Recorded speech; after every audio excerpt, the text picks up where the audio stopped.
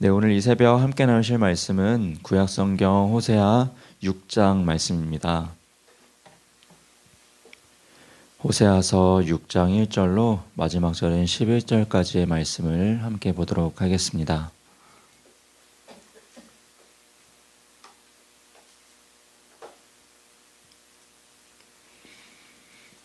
제가 가진 성경으로 1261페이지 정도에 있습니다.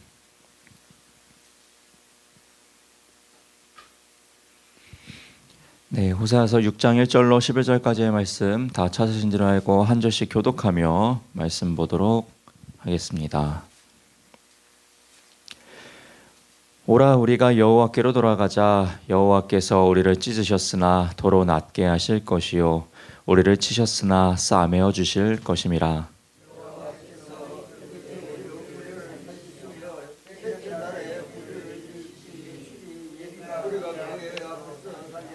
그러므로 우리가 여호와를 알자. 힘써 여호와를 알자.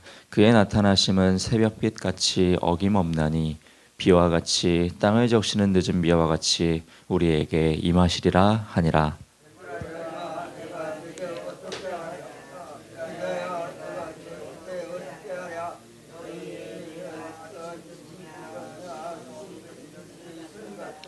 그러므로 내가 선지자들로 그들을 치고 내 입의 말로 그들을 죽였노니 내 심판은 비처럼 나오느니라.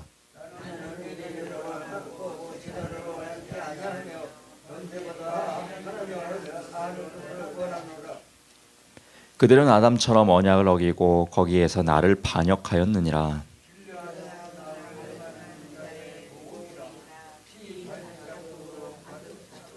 강도떼가 사람을 기다림같이 제사장의 무리가 세겜길에서 살인하니 그들이 사악을 행하였느니라.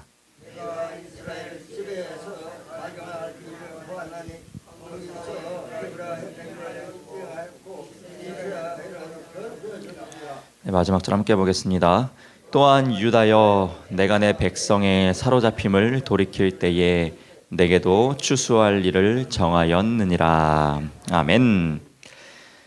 네, 이 귀한 새벽 또 단잠을 깨우시고 거룩한 기도자로 나오신 성도 여러분들을 주님 이름으로 환영하고 축복합니다. 호세아서 말씀 이제 저와 함께 월요일마다 이렇게 나누고 계십니다.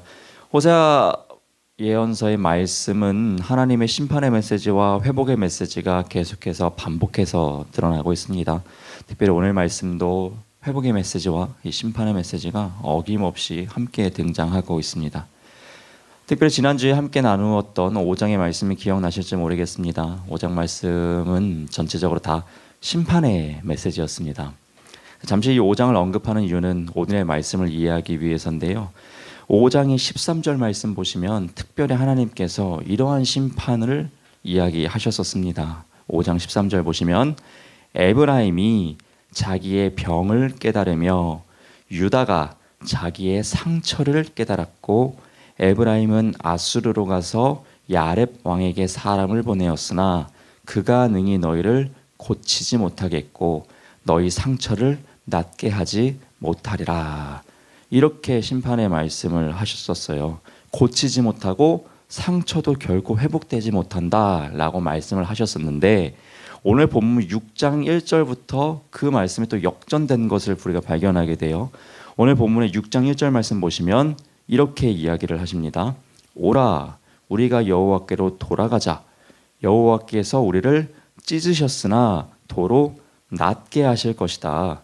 우리를 치셨으나 싸매어 주실 것임이라. 이렇게 말씀을 하세요. 찢으신 것을 도로 낫게 해주시고 그리고 치신 그 상처들을 싸매어 주신다라고 말씀을 하세요. 5장에서는 절대로 너희가 고침을 받지 못하고 치유를 받지 못할 것인데 6장 보면은 다시 그 상처들 치유해 주겠다, 회복시켜 주겠다 이렇게 말씀을 하고 계세요. 하나님의 진짜 마음은 어디에 있을까? 고통스럽게 하는 데에 목적에 두고 계실까? 회복시키는 데 목적을 두고 계실까? 여러분, 하나님께서 회복시키신 것을 목적에 두고 계십니다. 온전한 백성들로 회복시키기 위해서 이 매질과 심판에 이것을 도구로 사용했다는 것을 우리가 먼저는 기억해야 할 것입니다. 여러분 하나님께서 결국에는 이렇게 고치시고 회복시키실 것이라는 말씀을 이 호세아 선지자가 매우 희망적이게 이야기를 하고 있는데 그러기 위해서 우리가 마땅한 자로서 하나님의 자녀로서 고침받는 자로서 마땅히 행해야 할 한 가지의 이야기를 해주고 있습니다. 그것이 1절의 시작부터 이야기를 해주고 있죠. 오라 우리가 여호와께로 어떻게 하자고 고백합니까? 돌아가자라고 이야기를 합니다. 돌아가자. 여러분 우리가 집으로 돌아간다, 고향으로 돌아간다라는 말을 씁니다. 여러분 돌아간다라는 말은 우리가 지금 어디에 있다라는 겁니까? 가야 할 그곳이 아닌 다른 어딘가에 있다라는 것을 이야기를 하는 것이죠. 여호와께로 돌아가자요. 돌아가자는 건 지금 그들의 위치는 어디에 있냐는 거예요. 하나님께 있는 거는 일단은 분명히 아니겠죠. 그것이 뭐 다른 어느 자리가 됐는지 모르겠지만 분명히 하나님과 함께 있는 천국의 자리가 아니라 하나님과 떨어져 있는 어느 곳에 가 있는 것은 분명하다라는 것이에요. 근데 하나님께서 우리를 회복시켜 주실 것이라는 거예요. 치유해 주실 것이라는 거예요. 은혜를 받을 자들이라는 거예요. 우리는 그러기에 우리가 해야 될 것은 뭐냐? 부재에 있는 멀리 떨어져 있는 우리의 그 위치에서 하나님께로 돌아가야 된다라는 거예요. 돌아가기만 하면 하나님께서 회복시켜 주시고 싸매어 주시고 치유해 주실 것이라는 것이죠. 그래서 호세아 선지자는 백성들을 향해서 우리가 해야 될 일은 뭐냐? 돌아가기만 하면 된다. 하나님께 돌아가면 되기만 한다. 여러분 우리가 잘 부르는 찬송 중에 이러한 찬송이 있죠. 세상 등 지고 십자가 보내, 이러한 찬송의 가사가 있습니다. 여러분 우리가 등을 져야 될 것은 하나님이 아니죠. 그리고 세상을 바라볼 것이 아니라 우리는 세상을 등지고 하나님을 바라봐야 합니다. 이 찬양의 가사처럼 여러분 우리가 얼마나 등져야 될 것이 많은지 모릅니다. 우리의 죄의 습성 자체가 참 욕심도 많고 해가지고 계속해서 세상 것을 막 바라봅니다. 그것을 향해서 막 나아가는 우리의 삶의 모습입니다.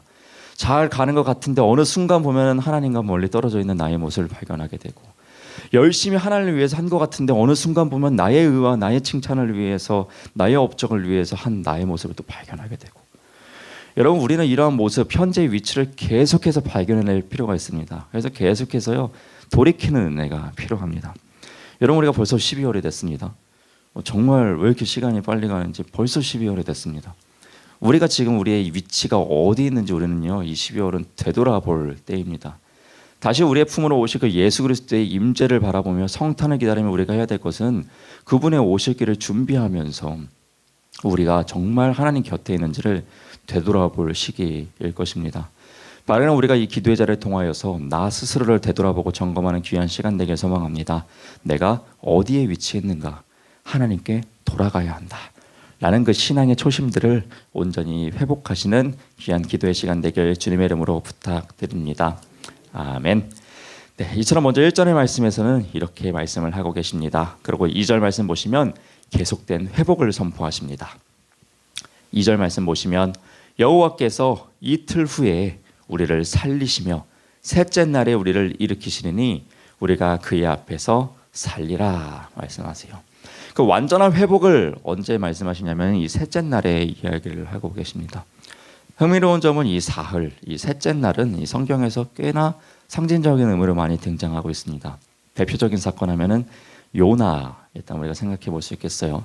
여러분 요나가 물고기 뱃속에서 3일 동안 있었습니다. 3일째에 물고기 배 밖으로 딱 나오게 되죠. 이 3일째 되는 날은 그에게 새로운 인생이 시작된 날이었습니다. 새로운 기회를 부여받은 날이었습니다.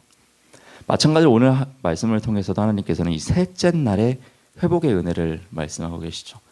우리가 또 잘 알듯이 우리 예수님께서도 십자가에 못 박히시고 죽으시고 장사한 지 사흘 만에 3일째 되는 날에 부활을 하셨어요. 새로운 생명을 허락받으셨고 새로운 역사하심이 그 3일째의 기간에 될 때 시작이 된 것을 우리가 여러 성경 말씀을 통해서 발견하게 되죠. 마찬가지로 오늘 본문에서 역시 이스라엘 백성들이 새롭게 되고 회복되는 그 기간이 3일째에 너희가 그렇게 회복될 것이다 라고 상징적으로 말씀하고 계십니다. 사실 회복받을 자격이 없는 존재들이죠. 여러분 하나님이 뭐가 아쉬워서 그런 백성들에게 이러한 회복과 은혜를 계속해서 베풀어 주시겠습니까? 우리 역시도 마찬가지죠. 우리가 뭐 얼마나 대단한 존재라고 그 70억 되는 그 인구에 있는 인간들, 죄 많은 인간들을 왜 하나님이 돌보시면서 그렇게 피곤하시게 역사를 주관하셔야 합니까? 그런데도 하나님께서는 그 큰 우주 만물에 정말 보이지도 않는 우리 인간을 자녀라고 부르시면서 우리에게 자꾸 이러한 은혜를 베풀어 주신다 말이죠.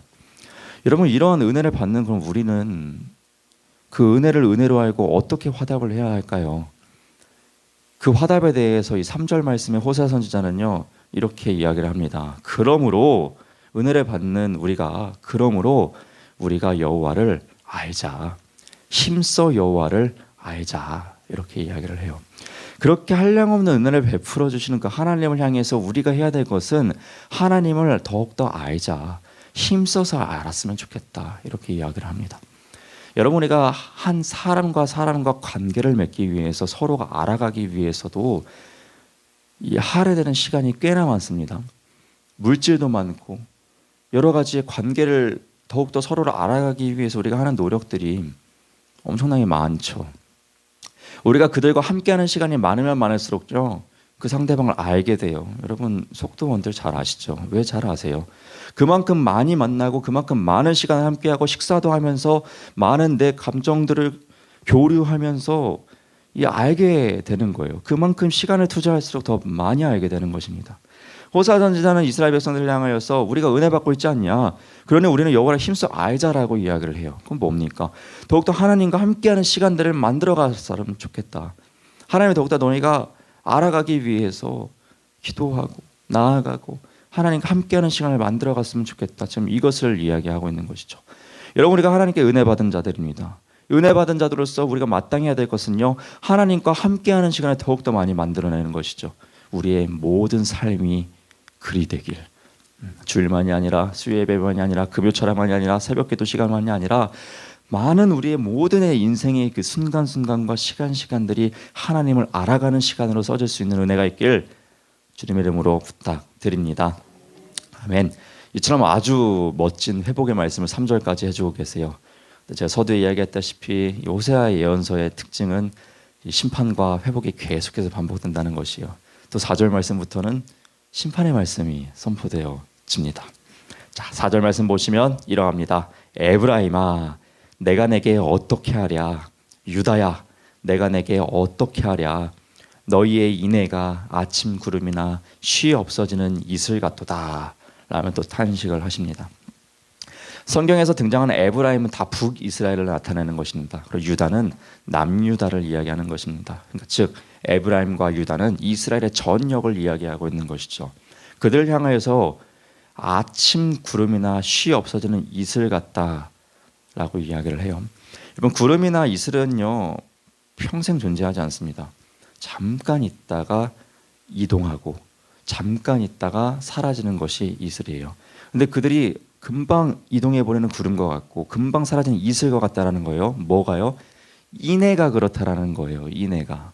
그럼 인애가 무엇이냐? 여러분 잘 많이 들어보셨을 거예요. 이 히브리어로 헤세드라고 기록되어 있습니다. 헤세드.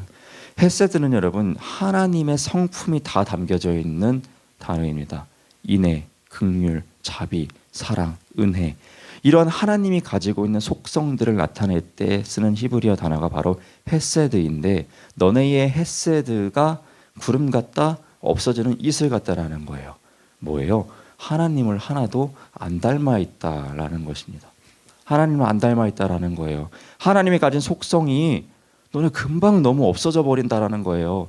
이슬처럼 잠깐 사랑 행했다가 없어지고 구름처럼 잠깐 자비를 행했다가 마음 변해버리고 하는 그 모습이 너희 모두에게 있다라고 지금 하나님께서 탄식하고 계십니다. 그런데 이렇게 하나님을 닮아 있지 않은 자들이 하는 행위가 하나가 있었어요. 그게 바로 제사를 드렸다라는 거예요. 하나님을 닮은 모습 하나도 없고 하나님이 원하시는 삶을 하나도 살아가지 않으면서 하나님을 위한다는 또 제사는 드린다라는 거예요. 그 모습 볼 때 하나님께서 어떠실까요? 6절 말씀 보시면 우리는 알 수가 있습니다. 나는 인애를 원하고 헤세드를 원한다는 거예요. 제사를 원하지 아니하며 번제보다 하나님을 아는 것을 원하노라 말씀하세요. 그러니까 형식적인 제사는 필요 없다 이거죠. 그거보다 더 중요한 것은 먼저 나를 제대로 알고 나를 닮아가는 것, 그 인내의 삶을 살아가는 것, 나는 더욱더 그거를 원한다 라고 말씀하고 계십니다. 그렇죠, 여러분? 우리가 우선적으로 행해야 될 것이 무엇인지를 분명하게 생각할 필요가 있습니다. 여러분, 우리 주 예수님께서도 이 예물을 드리러 하나님 앞에 나아가는 자들을 향하여서요, 먼저 이렇게 말씀하신 적이 있습니다. 마태복음 5장 23절과 24절 말씀인데 제가 한번 읽어드리겠습니다. 그러므로 예물을 제단에 드리려다가 거기서 내 형제에게 원망 들을 만한 일이 있는 것이 생각나거든 예물을 제단 앞에 두고 먼저 가서 형제와 화목하고 그 후에 와서 예물을 드리라. 아멘. 많이 들어보셨죠?